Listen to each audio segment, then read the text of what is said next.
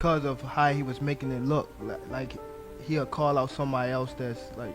But now that I see that I feel as though he's still a clown because that's his personality. Now, he called out Canelo in the ring. Gervonta Davis just posted that he would beat the brakes off of you if you guys fight. Yeah, I mean, I'll be down. Let's run it. Like, I'll be super down. More layman would say, oh, Tank Davis is better. But better at what? Is he better at selling tickets? Is he better at selling stadiums out? Is he better at creating controversy? During the press conference following his recent fight against Lamont Roach, Gervonta Davis shocked fans by naming Jake Paul as his next desired opponent. This unexpected call-out has sparked debate, particularly since Davis had previously dismissed Paul as a potential rival. Now, he called out Canelo in the ring. Gervonta Davis just posted that he would beat the brakes off of you if you guys fight. Yeah, I mean, I'll be down. Let's run it. Like, I'll be super down. I don't know. Gervonta needs Jake Paul. Let's be clear, right? Is there a height limit in boxing?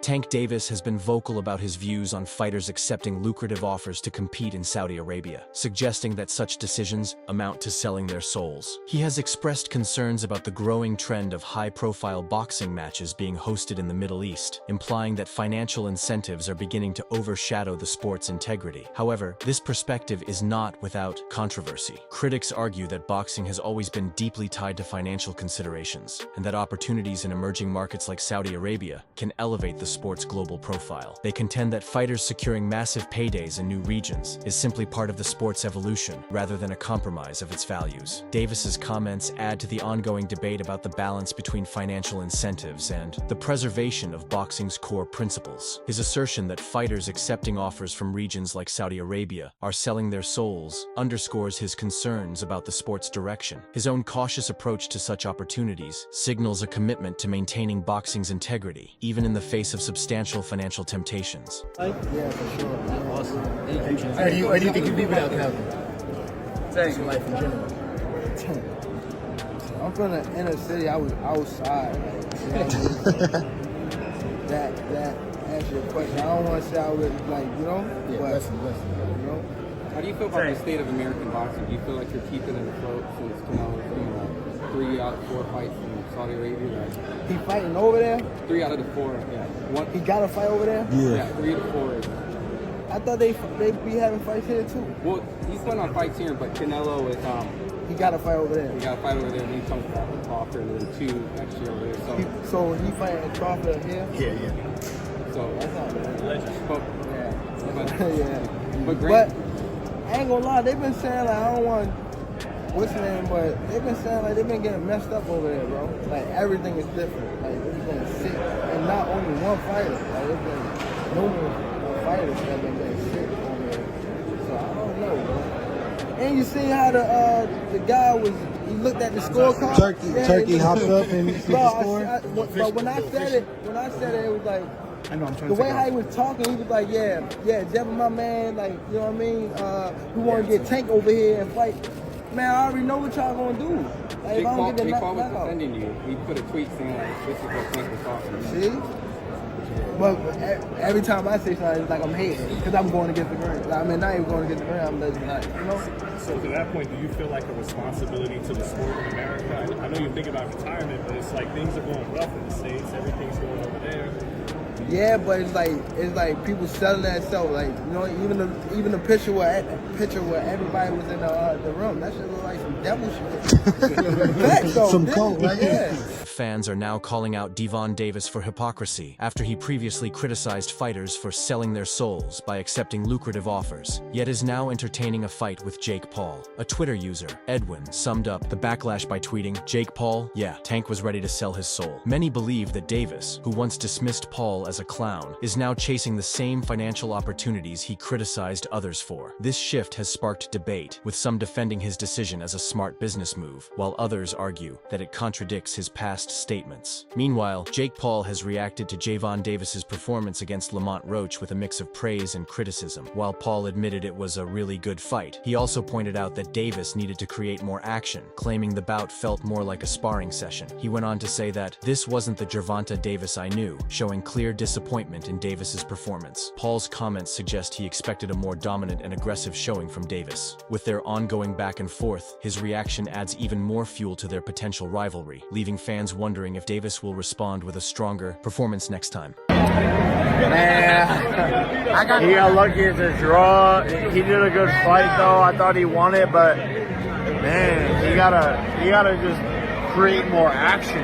That's a sparring session as far as I'm concerned. Oh my God. But God damn, that's not the Gervonta I know. Tank Davis initially had a strong dislike for the way Jake Paul entered the boxing world. He felt that Paul was making a mockery of the sport by calling out opponents in a way that didn't seem genuine or serious. To Davis, Paul was nothing more than a clown, someone using boxing as an entertainment platform rather than respecting it as a craft. This sentiment was shared by many traditional boxing fans, who viewed Paul's rise as more spectacle than substance. However, Davis's opinion has slightly evolved. While he still considers Paul a clown in terms of personality and marketing tactics, he has begun to respect his commitment to the sport. Davis acknowledges that Paul is putting in real work in the gym and genuinely trying to improve as a boxer, rather than just chasing hype. This shift in perspective suggests that Davis sees some potential in Paul, at least in the sense that he is dedicated to training and taking the sport seriously. What do you think about the Logan Pauls, the Jake Pauls, and the other guys, like Ochocinco,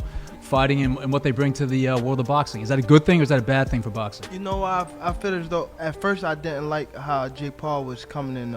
Why is that? Because of how he was making it look like he'll call out somebody else that's like. But now that I see that I feel as though he's still a clown because that's his personality. He's still a clown. That's how he gets paid. Yeah, you're not wrong about that. But far as him like pretend like in the gym, I feel like I'm starting to respect it because he's not doing it like for the hype. He was really like trying to be a boxer. Okay, but real talk, if he actually faces a real boxer, which we haven't seen yet, you're shaking your head, but real talk for you, Tank, if he gets his ass in the ring with a real boxer, what's going to happen? I mean, if they pick his fight right, I think that he's decent. Yeah. Like he's good. I mean, he's not good, but he's going that way. If he continue to do like stay in the gym, yeah, like you say, like you get up in the morning, like he's a boxer. You know what I mean? He's in the gym, so. Is he better than you thought he'd be? Yeah. Despite this, Davis remains skeptical about Paul's true boxing ability. He believes Paul has yet to face a real boxer and suggests that his success depends largely on carefully selected opponents. Davis implies that as long as Paul is matched against the right competition, he can maintain a decent level of success. But against a truly high-level boxer, Davis doubts he would hold up. This perspective highlights the ongoing debate about Paul's legitimacy in boxing. While Davis acknowledges his work ethic and improving skills, he stops short of calling him a true threat in the sport. He recognizes that Paul is making progress, but refrains from labeling him as good, instead noting that he is on the right path if he continues to train seriously. Tank Davis's decision to call out Jake Paul also seems to be influenced by the growing excitement around Paul's upcoming fight with Mike Tyson, which is set to stream on Netflix. The event has generated massive buzz, showcasing how boxing is evolving into a blend of sports and entertainment, with streaming platforms investing in high-profile fights. Davis may see this as an opportunity to tap into a broader audience and secure financial gain. Paul's ability to attract mainstream attention has reshaped boxing's business model, and Davis's call-out suggests he recognizes the shifting landscape and the potential benefits of stepping into that spotlight. Netflix, I'm trying to watch it on my computer, TV. Like, I'm doing everything for the Tyson fight. And y'all knew, Netflix, you knew that there was going to be a lot of people on your platform watching this. That's what you promoted. That's what you wanted. And you failed not only people in America, all over the world that wanted to see this fight. Like, I'm going to bed now. It's like not even worth it. The women, I don't even know if they're on Fight right now because I don't even know where they're at. But this is ridiculous, Netflix. Y'all owe everybody a bunch of money. Not only the fighters, the subscribers. Jake Paul's impact on boxing extends far beyond his performances in the ring. He has mastered the art of promotion, using his social media influence and business acumen to create massive opportunities, not just for himself, but for other fighters as well. Unlike traditional boxers who rely on promoters and networks, Paul has built his own platform, organizing events that attract global attention. One of his greatest strengths is his ability to engage audiences beyond boxing's usual fan base. By leveraging social media, collaborating with major brands, and securing deals with platforms like Netflix, Paul has redefined how fights are marketed and consumed. His upcoming bout with Mike Tyson, set to stream on Netflix, is a prime example of how he's changing the game by bringing boxing to a mainstream audience like never before. Even veteran boxers and industry insiders have acknowledged Paul's ability to fill arenas and generate financial success. While some purists dismiss him as merely a social media star, his business moves are undeniable. Whether fans love him or hate him, Paul's influence on boxing cannot be ignored. He has transformed the sport's promotional landscape, proving that storytelling, hype, and accessibility are just as crucial as skill inside the ring. Jake Paul is unequivocally the most successful fighter in history 4 years in. No one comes close. No one. You couldn't list one that comes close, including Brock Lesnar if you include his WWE career.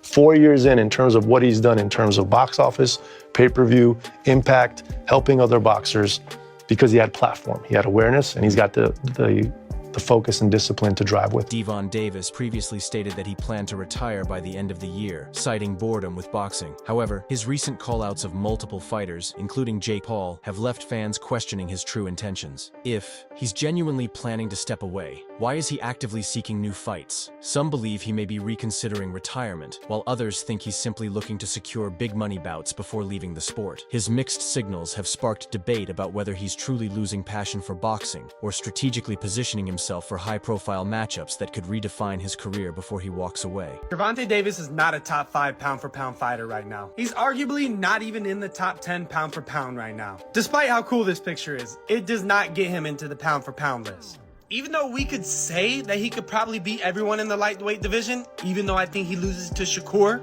he hasn't done it, and he probably isn't going to do it. But what would it take for him to get to the #1 pound-for-pound spot? Let's go over what he would have to do to reach #1.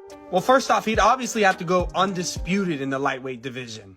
And even though that would be great, I think that only cracks him like #4. Because the only one in the top 10 pound-for-pound in the lightweight division is maybe Shakur. But realistically, he's gonna have to do more than just go undisputed in the lightweight division. So obviously, he'd have to go up to 140 because there's no way he's making 130. And then he'd have to beat a dude like Teofimo, and he'd probably have to beat Devin Haney as well. And I think that could probably get him the #1 spot. But yeah, we can sit here and say Tank is one of the best pound-for-pound fighters right now, which I think he's one of the most talented, and I think he could do most of what I said.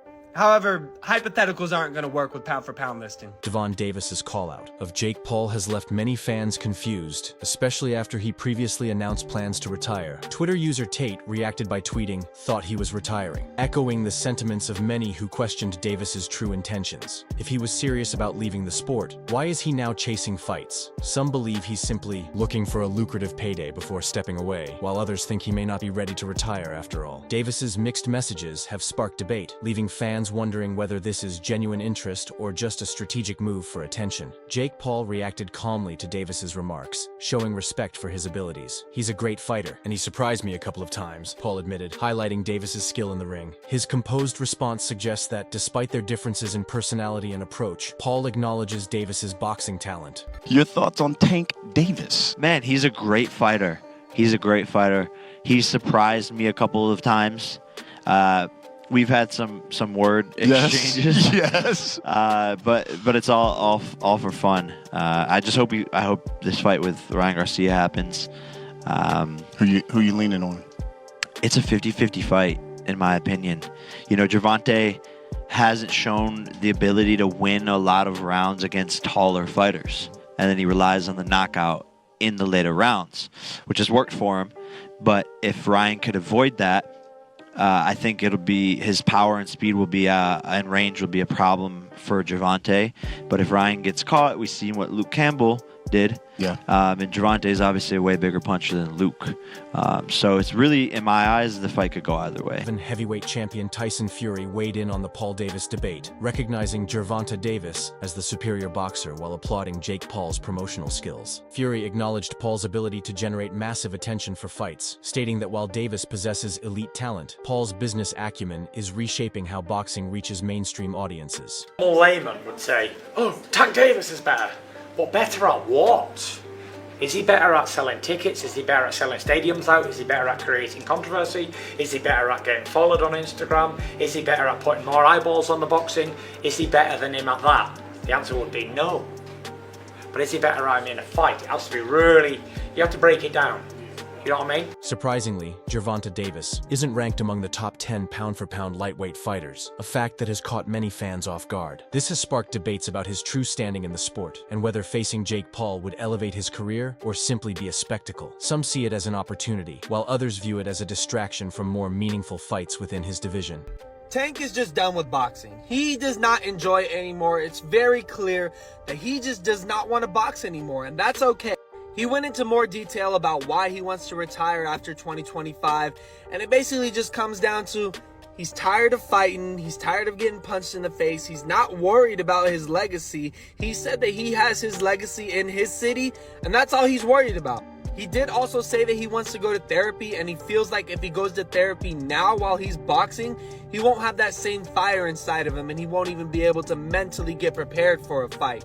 He also brought up his kids a lot, says he wants to be a lot softer for his daughters. He's got his son now, so he wants to be there for his son and be a good dad and not be getting beat up in the gym all the time. So honestly, I gotta respect it. You know what I mean? Like, we can't just worry about people's mental when they're at their lowest. You know, why do we have to see Tank lose to worry about his mental? Because Sonny Edwards just retired because of his mental, but he was at his lowest. So I don't think we have to see Tank get there to care about his mental. So if he wants to go and he wants to get his last 2-3 fights in, okay, great, do that, and then go take care of yourself, because he is young. And I think it's becoming more of a trend to retire when you're like 30, 31, because Sonny Edwards 28, Gervonta is going to retire at like 31, 32, and then even Jesse Bam Rodriguez says by the time he's 30, he doesn't really want to be in the sport anymore. But I think this does have a lot to do with them getting into the sport so young. When you're doing it from like the age of 12 or even sometimes younger for Tank, I believe he was younger. So when you've been doing it for that long, getting beat up for that long, I mean, it takes a toll on you. You just don't want to do it anymore. So I gotta respect it. That's it for today's video. Stay tuned until next time.